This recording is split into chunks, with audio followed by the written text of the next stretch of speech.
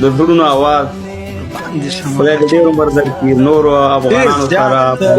ټول ملګرو سره پاچا صاحب ډېر زیات در باندې ویاړو مبارزه دی په دې افغاني احساس دی او په د هلو ځلو دی بس خو خدای دې لاره جانانه ډېر زیات خوشحال شوم چې په حجره کې دې راسره لرو ځکه دا خو د حجرې غوندې یو مجلسګۍ روان دی ډېر خوښ شوم چې دا قیمتي څېرې مې ولیدلې او مقصد هغه د یووالي احساس مې نور هم ورسره یو په دوه شو خوښ یو باچا جانانه څه وینا لرې مقصد پیغام لرې هغه د ملګرو سره شریکه بیا نور ملګري راخلم خو ته خو دې وې راسره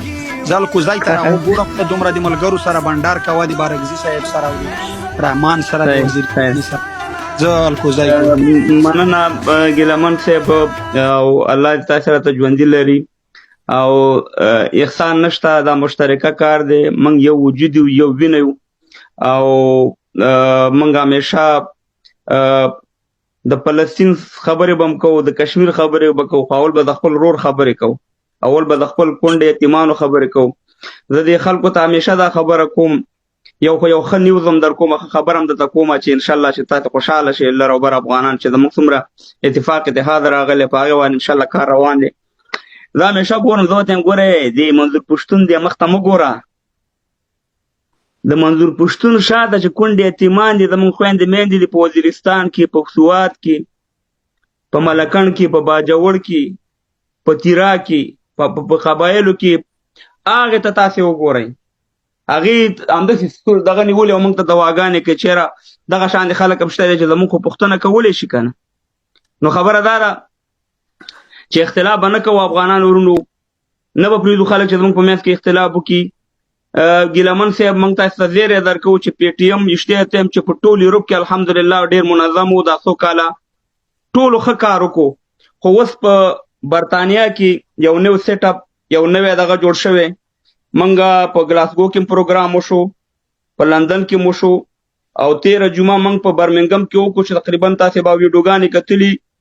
چې د 40 موټرو کاروان د منظور پښتون دپاره ویان جوړ کړی و د هغې عکسونه د ماشومانو د وزیرستان د افغانستان د غټو ماشومانو عکسونه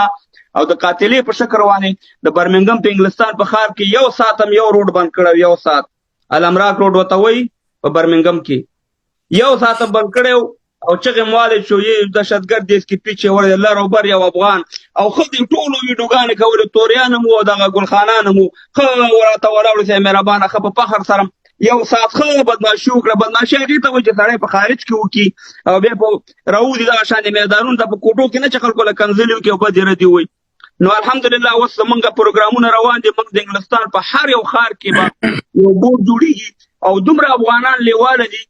ته یقین وکړه چې هر یو رامنډې وایي چې یاره موږ غواړو چې د پی ټي ایم سره منډه وو موږ غواړو چې د پی ټي ایم سره د پی ټي ایم مطلب دا دی چې د لر او بر افغان اواز دی او دې سره موږ یو ځای شو او ډېره لیوالتیا ښیي بیګم زما الحمدلله په مانچسټر کې پروګرام و د شپې ما نه یو ساعت یو نیم ساعت لرې دی نو هلته هم ملګرو سره وکړه خبر به شي دلته هم پروګرام جوړېږي د انګلستان په نورو ښارونو کې انشاءالله ډلې به وي د احمدشاه بابا لښکرې به وي انشاءالله او یو ورځ به انشاءالله چې په ټول پنجاب باندې به داسې خیره ورځو پاچا بېشکه پاچا صاحب ګوره د یووالي دا شی سبب ګرځي چې کله وایي مینه په تګ راتګ زیاتېږي کله راځه کله به زه درځم لالیه ګوره که موږ داسې غونډې راونیسو په هغه کې موږ لیکچرې ورکړو د جغرافیې په لحاظ د خپلو سرو سپینو زرو په لحاظ د خپل وطن معدنیاتو په حواله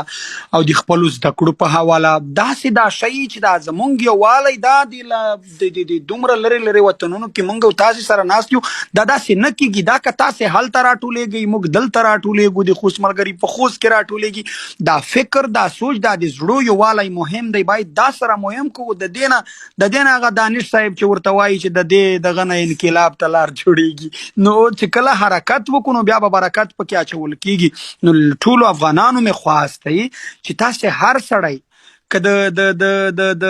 شعر له لارې مو وس رسېږي په شعر کې خپل افغانان یووالي ته راوبولئ که په تقریر کې مو وس رسېږي په تقریر یې راوبولئ که په تحریر لیکلو مو وس رسېږي په تحریر لیکلو یې راوبولئ که په عملي میدان مو وس رسېږي عملي دغه وکئ او نن سبا افغانان